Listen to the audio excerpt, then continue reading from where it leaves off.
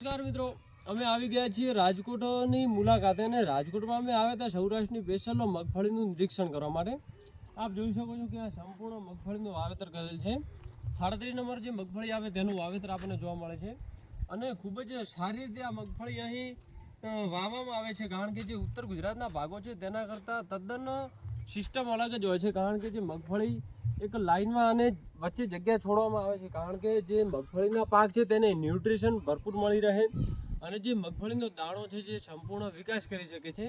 જે આપણે ઉત્તર ગુજરાતની વાત કરીએ તો ત્યાં આવી વચ્ચે ગેપ રાખવામાં આવતી નથી, જેના કારણે જે મગફળી છે જે વિકાસ કરે છે, ડાળીઓનો વિકાસ બહુ બધો વધારે જોવા મળતો હોય છે। પછી મગફળીની અંદર જે આપણે પાક જે દાણા કહી શકીએ તે દાણાનો વિકાસ થોડો ઓછો જોવા મળે છે અને જેના કારણે જે તેલની ટકાવારી છે જે ઉત્તર ગુજરાતની મગફળીઓમાં તે તદ્દન ઓછી જોવા મળતી હોય છે। જેના મુકાબલે આ જે મગફળી સૌરાષ્ટ્રમાં જે દેશ અને દુનિયામાં પકવડાતી મગફળી પેદા કરે છે, જે ઉત્પાદનમાં સૌથી પહેલો નંબર છે। એની મગફળીમાં ગેપિંગ રાખવાના કારણે જે વિકાસ થાય છે જે મગફળીના દાણાનો, અને તેમાં તેલની ટકાવારી પણ ભરપૂર મળતી હોય છે। અને જે ઉપરનો જે આ કહી શકાય કે આપણે ડાળીઓ અને પાંદડા તેનો ઉપયોગ જે પશુ આહાર તરીકે કરવામાં આવે છે, જેથી આપણે જે ઉત્તર ગુજરાતના ભાગો છે અને અમુક મધ્ય ગુજરાતના ભાગો છે ત્યાં થોડી આપણે વિવિધ ટેકનોલોજીથી જો મગફળીનું વાવેતર કરવામાં આવે તો જે તેલની ટકાવારી અને જે તમે આવક મેળવી શકો એ તમારી થોડી બમણી થઈ શકે છે।